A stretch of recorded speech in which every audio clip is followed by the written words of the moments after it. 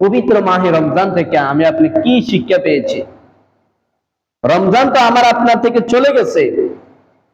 এই রমজান থেকে আমি আপনি কি শিক্ষা নিতে পারি, কি শিক্ষা পেয়েছি, কি সফলতা অর্জন করতে পেরেছি, এই সম্পর্কে আজকে সংক্ষিপ্ত পরিসরে আলোচনা করব। আল্লাহ রাব্বুল আলামিন আমাকে বলার এবং আপনাদেরকে শোনার সে অনুযায়ী আমাদের সকলকে আমল করা তৌফিক দান করে, আমরা বলি আমিন। রমজান থেকে এক নাম্বার শিক্ষা হচ্ছে তাকওয়া অর্জন। কি অর্জন? তাকওয়া অর্জন। কারণ রোজা থাকা অবস্থায় বান্দা আল্লাহকে যেভাবে ভয় করে, আর কোন অবস্থাতে আল্লাহকে এইরকম ভয় করা হয় না। তাহলে রমজান মাস আমাকে আপনাকে এক নাম্বার শিক্ষা দিয়ে গেছে আল্লাহর ভয়। আল্লাহর ভয়। কারণ রমজানে আমি আপনি আল্লাহকে অনেক বেশি ভয় করেছি। কি করেছি? ভয় করেছি। আমার আপনার অন্তরে আল্লাহর ভয় থাকার কারণে আমরা রোজা রেখেছি। কি রেখেছি? রোজা রেখেছি। আমার আপনার অন্তরে আল্লাহর ভয় থাকার কারণে আমার পানির পিপাসা হয়েছে, পানির তৃষ্ণা হয়েছে। আল্লাহর ভয় থাকার কারণে আমার আপনার অন্তরে আল্লাহ দেখবে এই চিন্তা করে পানির তৃষ্ণা হয়েছে, এরপর আমি পানি পান করি নাই। আমার ক্ষুধা লেগেছে, আমার ক্ষুধা লেগেছে, আমার কষ্ট হচ্ছে, এরপরেও আমি আপনি কখনো ক্ষুধা নিবারণ করি নাই রোজা অবস্থায়। কারণ আমার আপনার একটাই চিন্তা, আমি রোজা রেখেছি। কি রেখেছি? রোজা রেখেছি। এরপরে আমার সাথে একজন জর্গা পাসাদ করার জন্য চেষ্টা করেছে। আমি তাকে বলেছি, ভাই রমজান মাস, রমজান মাস হচ্ছে এমন একটি মাস, এই মাসে জর্গা করার মাস নয়, এই মাসে পেতনা পাসাদ করার মাস নয়। আমি রোজা রেখেছি, অতএব আমি তোমার সাথে জর্গা করতে রাজি নই। কারণ আমি রোজাদার। আমি কি? রোজাদার। কারণ আমার আপনার ভিতরে আল্লাহর ভয় আছে বিদায় আমার আপনার হালাল স্ত্রী থাকা সত্ত্বেও আমি আপনি আমার আপনার স্ত্রীর সাথে সহবাস করি নাই রোজা থাকা অবস্থায়। কারণ রোজা থাকা অবস্থায় সহবাস করা হারাম। কি? হারাম। তাহলে আমার হালাল স্ত্রী থাকা সত্ত্বেও আমি রোজা রাখার কারণে আমি আল্লাহকে ভয় করে আমার হালাল স্ত্রীর কাছে পর্যন্ত আমি যাই নাই। কারণ আমার ভিতরে আল্লাহর ভয় আছে। কি আছে? ভয় আছে। তদ্রূপ রমজান মাস আমাকে আপনাকে সবচেয়ে বড় শিক্ষা দিয়ে গেছে আল্লাহকে কিভাবে ভয় করা যায়, আল্লাহকে কিভাবে ভয় করতে হয়, আল্লাহর ভয় অন্তরে কিভাবে রাখতে হয়। রমজান মাস আমাকে আপনাকে শিক্ষা দিয়ে গেছেন। বলেন সুবহানাল্লাহ। আল্লাহ সুবহানাহু ওয়া তাআলা বলেন, ইয়া আইয়ুহাল্লাযীনা আমানু কুতিবা আলাইকুমুস সিয়াম কামা কুতিবা আলাল্লাযীনা মিন ক্বাবলিকুম লাআল্লাকুম তাত্তাকুন। আল্লাহ সুবহানাহু ওয়া তাআলা বলেন, হে ঈমানদারগণ, তোমাদের জন্য রোজা ফরজ করা হয়েছে কামা কুতিবা আলাল্লাযীনা মিন ক্বাবলিকুম লাআল্লাকুম তাত্তাকুন, যেমনই ফরজ করা হয়েছিল তোমাদের পূর্ববর্তী যারা এই পৃথিবীতে আগমন করেছে তাদের উপরে যেই রকম রোজা ফরজ ছিল তোমাদের জন্য সেই রকম রোজা ফরজ করা হয়েছে। বলেন সুবহানাল্লাহ। মিন ক্বাবলিকুম লাআল্লাকুম তাত্তাকুন, তোমরা যেন তাকওয়া অর্জন করতে পারো। কি অর্জন করতে পারো? তাকওয়া অর্জন করতে পারো। তাহলে তাকওয়ার প্রশিক্ষণ, আল্লাহকে ভয় করার প্রশিক্ষণ দীর্ঘ একটি মাস আমাকে আপনাকে আল্লাহ প্রশিক্ষণ দিয়েছেন। বলেন সুবহানাল্লাহ। এই একটি মাস থেকে আমাকে আপনাকে শিক্ষা নিতে হবে। আমার আপনার তৃষ্ণা হয়েছে, এরপর আমি পান করি নাই। আমার আপনার ক্ষুধা হয়েছে, এরপর আমি খাওয়া খাই নাই। আমার আপনার হালাল স্ত্রী আছে, এরপরে তার কাছে আমি যাই নাই। কারণ আমি আল্লাহকে ভয় করি, আমি রোজা রেখেছি। তদ্রূপ রমজানের পরেও আমার আপনার যখন নামাজের হুকুম হবে, আল্লাহর ভয়ে নামাজ আদায় করতে হবে। আমার আপনার যখন হারামের দিকে আমি আপনি যখন অগ্রসর হয়ে যাব, এই মুহূর্তে আল্লাহকে স্মরণ করে যে আল্লাহ তো আমাকে দেখতেছে, অতএব আমি হারাম কাজে কখনো যাব না। আমার আপনার যখন মিথ্যা কথা চলে আসে, এই মিথ্যা কথা বলার সময় আমি আপনি যদি স্মরণ করি আল্লাহ তো দেখতেছে, আল্লাহ শুনতেছে, অতএব আমি এখন মিথ্যা কথা বলতে পারবো না।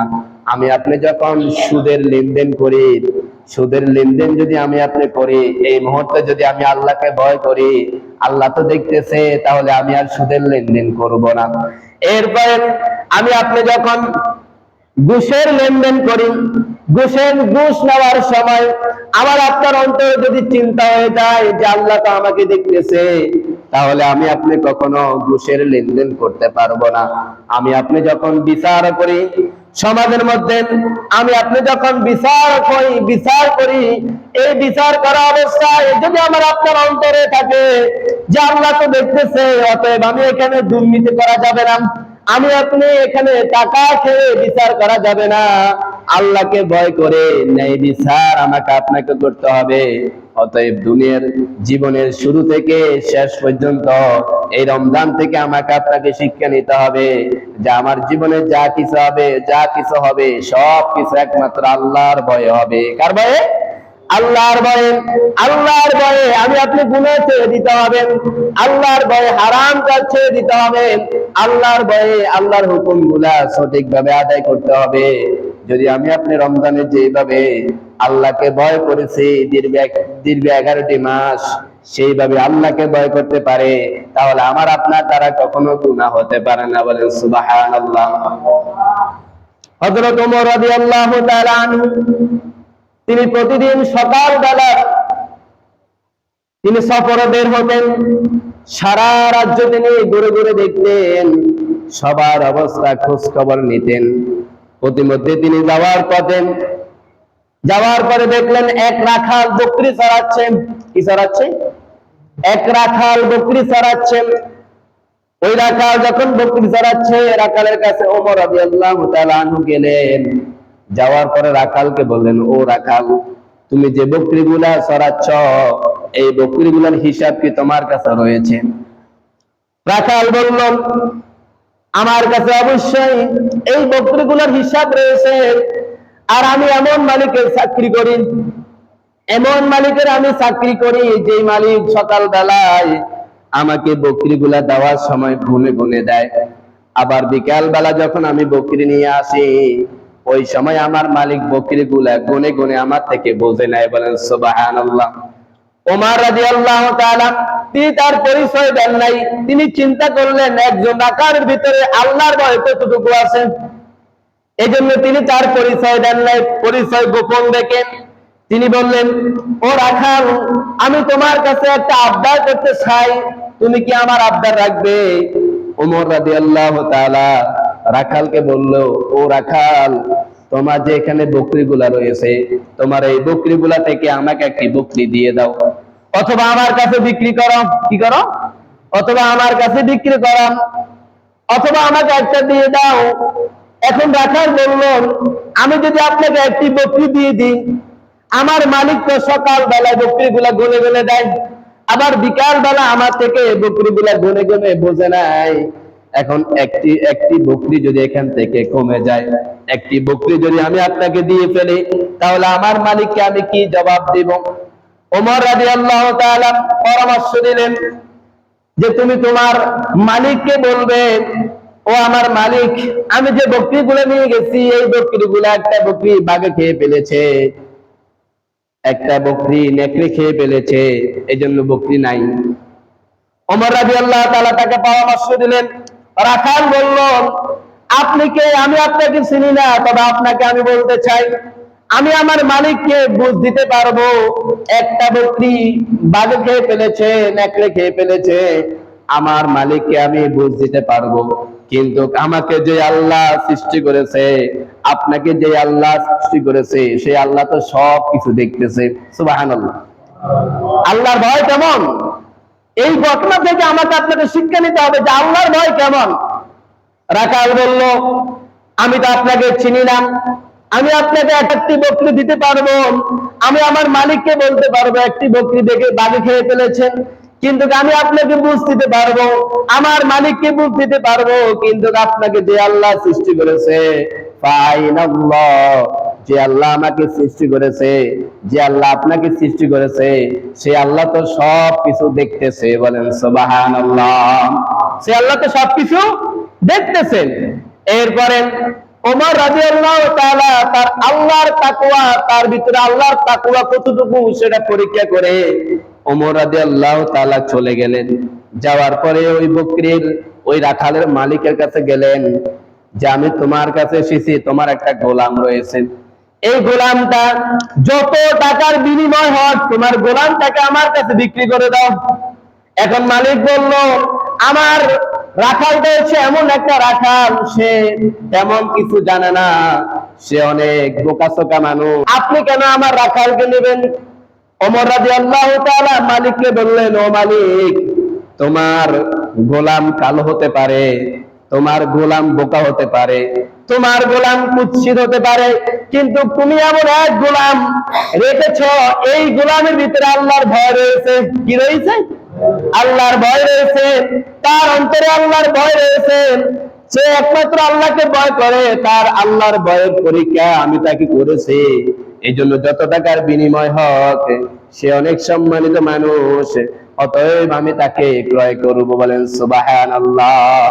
এরপরে এই গোলামকে ওমর রাদিয়াল্লাহু তাআলা তার অর্থায়নে তিনি তাকে আজাদ করে দিয়েছেন। বলেন সুবহানাল্লাহ। তাহলে আমার আপনার ভিতরে যদি আল্লাহর ভয় থাকে, আমার আপনার অন্তরে যদি আল্লাহর ভয় থাকে, তাহলে সম্মান দেবে আল্লাহ। অথচ আমি আপনি যদি এই চিন্তা করতাম যে আল্লাহ তো সবকিছু দেখতেছে, আল্লাহর ভয় যদি আমার আপনার অন্তরে থাকতো, তাহলে আমি কখনো সমাজে অবিচার করতাম না, আমি আপনি কখনো সমাজে অন্যায় কাজ করতাম না। আমার আপনার ভিতরে যদি আল্লাহর ভয় থাকতো, তাহলে আমি কখনো অন্যের সমালোচনা করতাম না, অন্যের গীবত করতাম না। আমার আপনার যদি আল্লাহর ভিতরে, আমার আপনার ভিতরে আল্লাহর ভয় যদি থাকতো, তাহলে আমি কখনো সমাজের মধ্যে বিশৃঙ্খলা সৃষ্টি করতাম না, আমি কখনো সমাজের মধ্যে বিশৃঙ্খলা করতাম না। আমার আপনার ভিতরে যদি আল্লাহর ভয় থাকতো, তাহলে আমি কখনো সুদের লেনদেন করতাম না। আমার আপনার ভিতরে যদি আল্লাহর ভয় থাকতো, তাহলে আমি কখনো বেনামাজি থাকতাম না, বেনামাজি থাকতাম না। আমার আপনার ভিতরে যদি আল্লাহর ভয় থাকতো, আমি আপনি কখনো ঘুষের লেনদেন করতাম না। আমার আপনার ভিতরে যদি আল্লাহর ভয় থাকতো, আমি আপনি কখনো মিথ্যা কথা বলতাম না। এই জন্য আজকে সবচেয়ে বড় অভাব হচ্ছে আল্লাহর ভয় নাই। কি নাই? আল্লাহর ভয় নাই, আল্লাহর আযাবের ভয় নাই, আল্লাহর হুকুমের, আল্লাহর কঠোর শাস্তির কথা আমরা ভুলে গেছি, আল্লাহর কবরের আযাবের কথা, পরকালের জবাবদিহিতার কথা আমি ভুলে গেছি। এই জন্য আজকে আমার আপনার ভিতরে আল্লাহর ভয় না থাকার কারণে আমি আপনি মনে যা ইচ্ছা তাই করতেছি না, তাই করতেছি। তার একমাত্র কারণ হচ্ছে আমার আপনার অন্তরে আল্লাহর ভয় না থাকা। কি না থাকা? ভয় না থাকা। এজন্য রোজা থাকা অবস্থায় আল্লাহকে আমি আপনি যেভাবে ভয় করেছি, রোজার পরেও আল্লাহকে সেইভাবে ভয় করতে হবে। বলেন সুবহানাল্লাহ। এরপরে রমজানের দ্বিতীয় নাম্বার শিক্ষা হচ্ছে কোরআনের আলোকে জীবন গড়া। কি গড়া? কোরআনের আলোকে জীবন গড়া। আমরা অন্যান্য মাসে কোরআন তেলাওয়াত না করলেও রমজানে আমরা বেশি বেশি কোরআন তেলাওয়াত করছি না?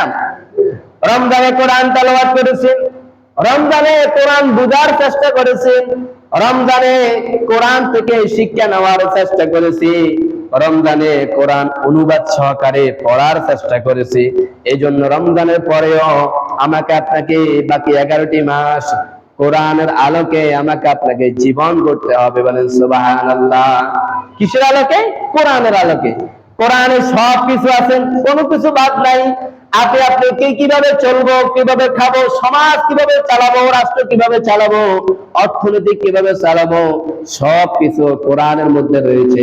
এখন বাকি হচ্ছে আমাকে আপনাকে কোরআন থেকে খুঁজতে হবে। কোরআনের আলোকে যদি আমি আপনি জীবন গড়তে পারি, তাহলে রাসূল কারীম সাল্লাল্লাহু আলাইহি ওয়াসাল্লাম হাদিস শরীফে বলেছেন, কোরআন হচ্ছে এমন এক কিতাব, এই কিতাবকে যদি আমি আপনি আমল করতে পারি, এই কিতাবের আলোকে যদি আমি আপনি জীবন করতে পারি, তাহলে কিয়ামতের ময়দানে এই কিতাব আমার আপনার বন্ধু হয়ে যাবে। কি হয়ে যাবে?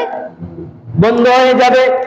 কোরআন কিয়ামতের ময়দানে, কিয়ামতের মুসিবতের সময়, যেই দিন মা সন্তানকে চিনবে না, সন্তান মাকে চিনবে না, স্বামী স্ত্রীকে চিনবে না, স্ত্রী স্বামীকে চিনবে না, কেউ কাউকে চিনবে না, কিয়ামতের ময়দানে সবাই ইয়া নফসি বলবে। ওই কঠিন মুসিবতের সময় এই কোরআন আমার আপনার জন্য সুপারিশ করবে। বলেন সুবহানাল্লাহ। কোরআন বলবেন, ও আমার আল্লাহ, সে আমার বন্ধু ছিল, দুনিয়ায় দেখতে সে আমাকে আমল করেছে, আমাকে তেলাওয়াত করেছেন, আমার হুকুম অনুসারে সে জীবন গঠন করেছে, কোরআনের আলোকে সে জীবন করেছে। আজকে সে বিপদে পড়ে গেছে, মুসিবতে পড়ে গেছে, আজকে আমি কোরআন তার বন্ধু হয়ে গেলাম। আমি কোরআন বন্ধু হয়ে আল্লাহ আমি আপনার কাছে তার জন্য সুপারিশ করতেছি। আপনি আজকে তাকে জাহান্নামে দিবেন না, আমার সুপারিশের কারণে আপনি তাকে অবশ্যই জান্নাতে দিবেন। আল্লাহ ওই দিন কোরআনের সুপারিশ আল্লাহ কবুল করে নেবেন। কোরআনের কারণে, কোরআনের সুপারিশের কারণে আল্লাহ ওই দিন জাহান্নাম থেকে জান্নাত দিয়ে দিবেন। বলেন সুবহানাল্লাহ। তাহলে দ্বিতীয় নাম্বার শিক্ষা হচ্ছে কোরআনের আলোকে জীবন করতে হবে। কি করতে হবে? এরপরে 3 নাম্বার হচ্ছে সহমর্মিতা, একজন আরেকজনের সাথে ভালোবাসা, মহাব্বত। আমি আপনি রোজা থাকা অবস্থায় পেটের ক্ষুধার কত কষ্ট, পেটের ক্ষুধার কত কষ্ট সেটা আমরা বুঝতে পেরেছি, পারছি না? পেটে ক্ষুধাতে কত কষ্ট এটা তো আমরা সবাই বুঝতে পারছি নাকি? আমরা যারা রোজা রেখেছি সবাই বুঝতে পারছি। তাহলে আপনার আমার সমাজে অসহায় মানুষ আছে, গরিব মানুষ আছে, এতিম মানুষ আছে, মিসকিন আছে, তাদের প্রতিও আমাকে আপনাকে খেয়াল রাখতে হবে। কি রাখতে হবে? খেয়াল রাখতে হবে, তাদের খোঁজ খবর নিতে হবে, তাদের পেটের ক্ষুধা নিবারণ করতে হবে। আপনার পেটের ক্ষুধা যেরকম কষ্ট হয়েছে, তাদের পেটের ক্ষুধাও সেরকম কষ্ট হয়েছে। এই জন্য তাদের কষ্ট আমাকে আপনাকে বুঝতে হবে। কি করতে হবে? তাদের কষ্ট বুঝতে হবে। এরপরে 4 নাম্বার হচ্ছে ধৈর্য ধারণ। রমজানে আমি আপনি ধৈর্য কিভাবে ধরতে হয় সেটা আমরা শিখেছি। সারাদিন রোজা রেখেছি, ইফতার সামনে নিয়ে যখন বসে আছি তখন তো আমার খিদা হচ্ছে, আমার মন তো চাচ্ছে যে আমি খেয়ে ফেলি, কিন্তু আমি কি খেয়েছি? খাই নাই। কারণ আল্লাহ যখন হুকুম দিবে তখন আমি খাবো। আমার খিদা হয়েছে, কষ্ট হয়েছে, আমি আল্লাহর উপরে সবর করেছি, আমি ধৈর্য ধারণ করেছি, করছি না? এরপরে জর্গা বিবাদ লেগেছে, আমি রমজানের খাতিরে, রোজা রাখার খাতিরে আমি জর্গা বিবাদ থেকে নিজেকে ফিরাইয়ে রাখছি, আমি নিজেকে সবর করেছি, আমি নিজেকে অনেক ধৈর্য ধারণ করেছি। এই জন্য রমজানের পরেও বাকি 11টি মাস আমাকে আপনাকে সব ক্ষেত্রে আমাকে আপনাকে আল্লাহর উপরে সবর করতে হবে। কি করতে হবে? সবর করতে হবে, আল্লাহর উপরে তাওয়াক্কুল করতে হবে। আপনি যখন বিপদে পড়ে যাওয়ার পরে আল্লাহকে স্মরণ করতে হবে, আল্লাহর উপরে ধৈর্য রাখতে হবে। অবশ্যই আল্লাহ হয়তো আমার ঈমানের পরীক্ষা করতেছে। আমি আপনি যখন কঠিন অসুস্থের মধ্যে পড়ে যাই, যখন পড়ে যাই, তখন অবশ্যই এই সময় আল্লাহকে ভয় করতে হবে, আল্লাহকে বেশি বেশি ডাকতে হবে, এরপর আল্লাহর উপরে সবর রাখতে হবে, ধৈর্য ধারণ করতে হবে। এজন্য রমজানে আমি আপনি যেই রকম সবর করেছি, ধৈর্য ধারণ করেছি, রমজানের পরেও সেই রকম আমাকে আপনাকে ধৈর্য ধারণ করতে হবে, আল্লাহর উপরে সবর রাখতে হবে। এরপরে 5 নাম্বার শিক্ষা হচ্ছে ইখলাস। 5 নাম্বার শিক্ষা কি? ইখলাস। আমি আপনি রোজা রেখেছি একমাত্র আল্লাহকে ভয় করে। কাকে ভয় করে? আল্লাহকে ভয় করে। দুনিয়ার কোন মানুষকে দেখানোর জন্য আমি আপনি রোজা রাখি নাই, একমাত্র আল্লাহকে দেখে ইখলাসপূর্ণ ইবাদত হচ্ছে রোজা।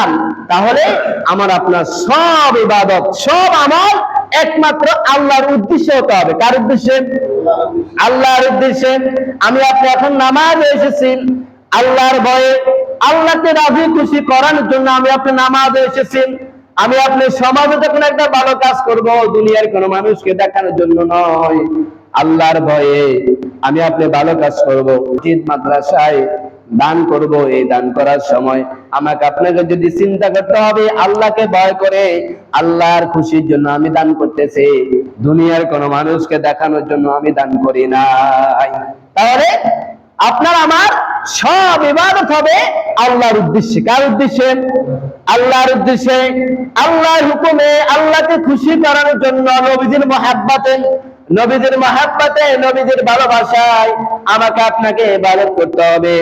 যদি ইখলাস পূর্ণ, যদি আল্লাহর উদ্দেশ্যে যদি আমার আপনার ইবাদত না হয়, তাহলে এই ইবাদত কিন্তু কবুল হবে না। কি হবে না? কবুল হবে না। যেমন আমি আপনি যখন কোরবানি দিই, এই কোরবানি যদি আমার আপনার চিন্তা থাকে মানুষ কি বলবে, কোরবান আমাকে দিতে হবে, মানুষকে দেখানোর জন্য বড় গরু দিয়ে কোরবানি দিলাম, মানুষকে খাওয়ানোর জন্য কোরবানি দিলাম, এই চিন্তা যদি আমার আপনার অন্তরে থাকে, তাহলে কোরবান দিব কিন্তু আল্লাহ দরবারে সেই কোরবান কবুল হবে না। তাহলে নামাজ পড়বো কার ভয়ে? আল্লাহর ভয়ে। রোজা রাখবো আল্লাহর ভয়ে। নামাজ আদায় করব আল্লাহকে খুশি করার জন্য। কারণ আল্লাহ সুবহানাহু ওয়া তাআলা বলেছেন, কুল ইন্না সালাতি ওয়া নুসুকি ওয়া মাহইয়ায়া ওয়া মামাতি লিল্লাহি রাব্বিল আলামিন।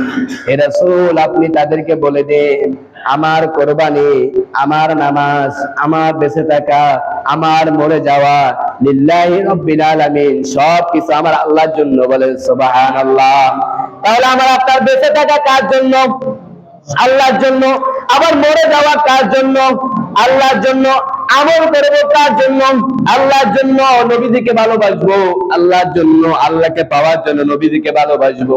তাহলে আমার আপনার জীবনে সব কিছু হবে আল্লাহর জন্য। কার জন্য? আল্লাহর জন্য। এরপরে 6 নাম্বার শিক্ষা হচ্ছে ঐক্য এবং ভ্রাতৃত্ববোধ। আমার আপনার সমাজে আজকে ঐক্য নাই। কি নাই? ঐক্য নাই। আমি মিথ্যা কথা বলতেছি না, সত্য কথা। আজকে সমাজ এমন একটা অবস্থায় চলে গেছে, 5টা ভাই, কয়টা ভাই? 5টা ভাইয়ের ভিতরে আজকে মিল নাই। আছে? মিল নাই। 5 জন ভাই একে মায়ের গর্ভে থেকে ভূমিষ্ঠ হয়েছেন, এই 5 জন ভাইয়ের মধ্যে আজকে মিল নাই। আপনি সমাজ তো দূরের কথা, পরিবারের ভিতরে যদি আপনার ঘরে 3 জন যদি জাল থাকে, এই 3 জন জালের মধ্যে আজকে মিল নাই। চাচি জেঠিদের মধ্যে আজকে মিল নাই, মা বোনদের মধ্যে আজকে মিল নাই, সমাজের মধ্যে মিল নাই, রাষ্ট্রের মধ্যে মিল নাই। এটা হচ্ছে আজকে সমাজের জন্য, রাষ্ট্রের জন্য সবচেয়ে বড় ফিতনা, সবচেয়ে বড় ফিতনা। এই মিল না থাকার কারণে আজকে এত দ্বন্দ্ব, এত দাদাল, এত প্রতিহিংসা। তার একমাত্র কারণ হচ্ছে আমাদের ভিতরে ভ্রাতৃত্ববোধ নাই, একজন আরেকজনের প্রতি ভালোবাসা নাই। কি নাই? ভালোবাসা নাই, মহাব্বত নাই। মহাব্বত না থাকার কারণে, ভালোবাসা না থাকার কারণে আজকে আমার আপনার সমাজে বলেন, রাষ্ট্রে বলেন, ঘরে বলেন, শুধু বেজাল আর বেজাল, বেজাল আর বেজাল ছাড়া কোনো কিছু না। অথচ আল্লাহ সুবহানাহু ওয়া তাআলা বলেছেন, ওয়াতাসিমু বিহাবলিল্লাহি জামিআন ওয়া লা তাফাররাকু। আল্লাহ সুবহানাহু ওয়া তাআলা বলেন, তোমরা সকলে আল্লাহর রজ্জুকে দৃঢ়ভাবে আঁকড়ে ধরো এবং পরস্পর পরস্পর তোমরা কখনো বিচ্ছিন্ন হইও না, আলাদা হইও না। বলে সুবহানাল্লাহ। এখন আলাদা আছে না নাই? ভাই ভাই মিল না থাকার কারণে আজকে আলাদা হয়ে গেছে। আছে না এরকম? ভাই ভাই মিল না থাকার কারণে আজকে আলাদা হয়ে গেছে। সমাজে সমাজে মিল না থাকার কারণে সমাজ ভাগ হয়ে গেছে। ভাইয়ের মধ্যে মিল না থাকার কারণে আজকে বাড়িয়ে বাড়িয়ে হয়ে গেছে। তার একমাত্র কারণ হচ্ছে আমার আপনার ভিতরে কোরআনের শিক্ষা নাই, কোরআনের শিক্ষা নাই, আল্লাহর মহব্বত নাই, মুসলমানের প্রতি ভালোবাসা নাই, মহব্বত নাই, ভ্রাতৃত্ববোধ নাই। আজকে আমার আপনার সমাজে ঐক্য না থাকার কারণে আজকে সমাজের মধ্যে ফিতনা আর ফিতনা। সমাজের মধ্যে আজকে শান্তি নাই। মামলা এক সাইডে 10টা 12টা করে চলতেছে। আছে না? কথা বল, মিথ্যা কথা বলতেছি?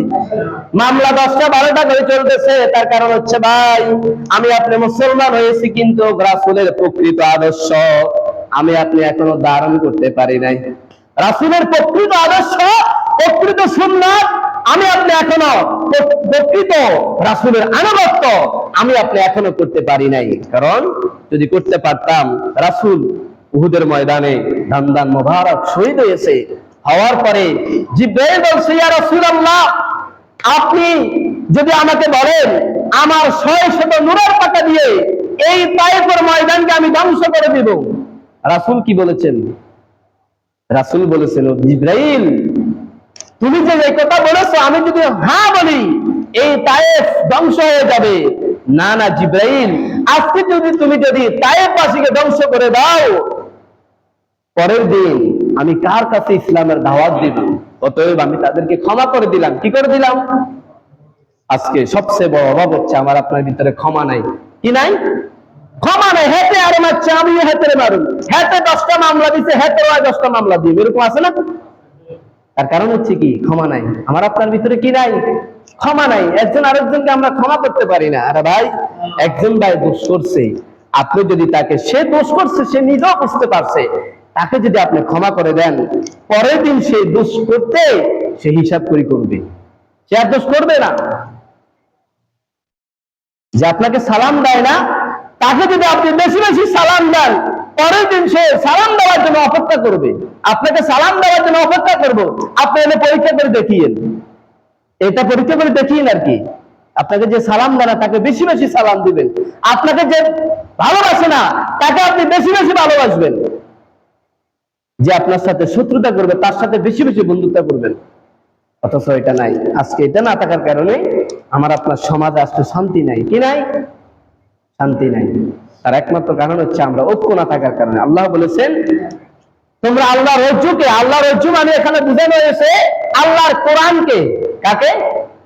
আল্লাহর কোরআনকে তোমরা দৃঢ়ভাবে আঁকড়ে ধরো, কোরআনকে তেলাওয়াত করো, কোরআন অর্থ বোঝার চেষ্টা করো, কোরআনের আলোকে সমাজ গড়ার, রাষ্ট্র গড়ার, নিজের জীবনকে গড়ার চেষ্টা করবো। এরপরে ওয়ালা তাফাররাকু, তোমরা কখনো পরস্পর বিচ্ছিন্ন হয়েও না। আজকে আমি আপনি এত বিচ্ছিন্ন হয়েছি, মসজিদ পর্যন্ত বিচ্ছিন্ন হয়ে গেছে আজকে। নাউজুবিল্লাহ। কিয়ামতের সবচেয়ে বড় আলামত এটা হচ্ছে, সবচেয়ে বড় আলামত মসজিদ নিয়ে গর্ব করা, মসজিদ নিয়ে অহংকারী করা। আমাদের মসজিদ, আমাদের বাপদাদার মসজিদ, এগুলো বলা হচ্ছে অহংকারিকতা। কি কথা? কথা বলে না, অহংকারিকতা। মসজিদ নিয়ে গর্ব করা, এটা হচ্ছে কিয়ামতের সবচেয়ে বড় আলামত। মসজিদ আল্লাহর ঘর, এই ঘর নিয়ে কোনো অহংকারী চলবে না। এই ঘর, আরে ভাই, উলামায়ে কেরাম তো এই কথা বলেন যে আমাদের মসজিদে এই কথা বলা যাবে না, বলতে হবে আল্লাহর ঘর। কার ঘর? আমরা তো না, আমাদের মসজিদ, আমাদের মসজিদ তো বলেন না তুমি মেয়া, বলতে হবে আল্লাহর ঘর। কার ঘর? আল্লাহর ঘর, আমার মসজিদ, আমার বাপদাদার মসজিদ, এই কথা বলা যাবে না। কোরআন হাদিসে এটা নিষেধ আছে। বলতে হবে আল্লাহর ঘর। কার ঘর? আল্লাহর ঘর। আল্লাহর ঘর নিয়ে কখনো গর্ব চলে না, অহংকারী চলে না, তাকাব্বুরি চলে না। এজন্য আমাদেরকে সমাজে ঐক্য থাকতে হবে। কি থাকতে হবে? ঐক্য থাকতে হবে। আজকে মুসলমান নির্যাতিত হওয়ার একমাত্র কারণ হচ্ছে মুসলমান আজ ঐক্য নাই। কি নাই? আমার ভাই মার খাচ্ছে আর আমি হাসতে আছি, তাহলে আপনার ভিতরে কি ভালোবাসা? আপনার অন্তর তো পশুর থেকে নিকৃষ্ট হয়ে গেছে।